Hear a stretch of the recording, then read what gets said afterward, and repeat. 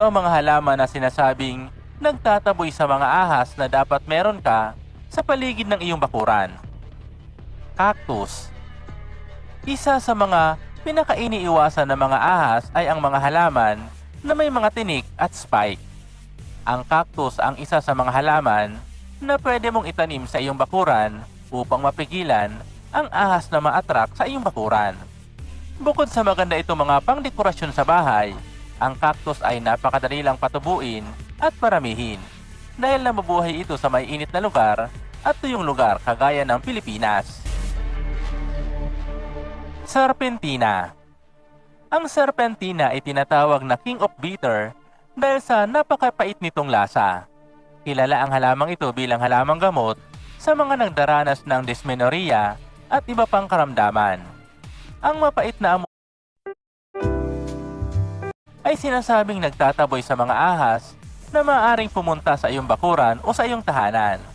Kaya naman mainam na magtanim nito sa paligid ng iyong bakuran upang maiwasan na maakit ang ahas sa iyong bakuran. Snake plant. Ang snake plant o kilala sa tawag na mothers-in-law tang ay paboritong tanim ng mga may hilig sa paghahalaman dahil sa magandang disenyo na makikita sa mga dahon nito.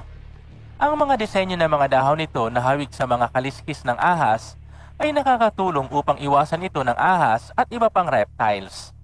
Bukod sa kinatatakutan ito ng ahas, ito ay magandang indoor plant dahil nililinis nito ang hangin na pumapasok sa ating mga kabahayan. Marigold. Ang marigold ay kilala sa makulay nitong bulaklak. Napakadali lang nitong patubuin at paramihin. Ang mga ugat at bulaklak ng halamang ito ay naglalabas ng napakatapang na amoy na hindi kayang tiisin ng mga ahas at iba pang mga peste sa mga halaman. Kaya isa ito sa mga halamang maaari mong paramihin sa paligid ng iyong tahanan. Clove basil o African basil. Ang matapang na amoy ng halamang ito ay iniiwasan ng mga ahas dahil ayaw ng mga ahas ang matatapang na amoy na halaman. Isa ito sa pinaka-effective na halaman na maaaring magtaboy ng ahas, ngunit mas epektibo ito kung ito ay nasa anyo ng essential oil. Artemisia o mugwort. Ang artemisia ay naglalabas ng essential oil na pangontra sa mga insekto. Kaya naman isa ito sa mga halaman na ginagamit bilang insecticides. Bukod sa mga insekto, ang amoy at itsura ng halamang ito ay isa sa mga iniiwasan ng mga ahas. Bukod sa ginagawa itong insecticides at may pakinabang para maitaboy ang mga ahas, itinuturing din itong halamang gamot sa iba't ibang uri ng karamdaman. Narito pa ang ilan pang mga halaman na iniiwasan ng mga ahas. Tobacco plant, bawang, snake root plants, at ang catnip.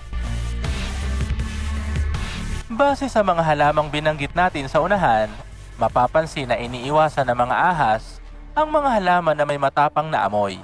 Ang pinagsama-samang mga halamang ito ay makakatulong upang maitaboy ang ahas sa ating mga taniman o bakuran upang magkaroon ng snake-free zone na kapaligiran. Bagaman makakatulong ang mga halaman na ito sa pagtataboy ng ahas, mas mainam pa rin na panatilihing malinis ang paligid ng ating mga tahanan upang hindi maakit ang mga ahas na lumapit dito. May alam ka bang halaman na pangontra sa ahas? Ibahagi ito sa comment section at babasahin namin ito. Ito pong muli si UCL.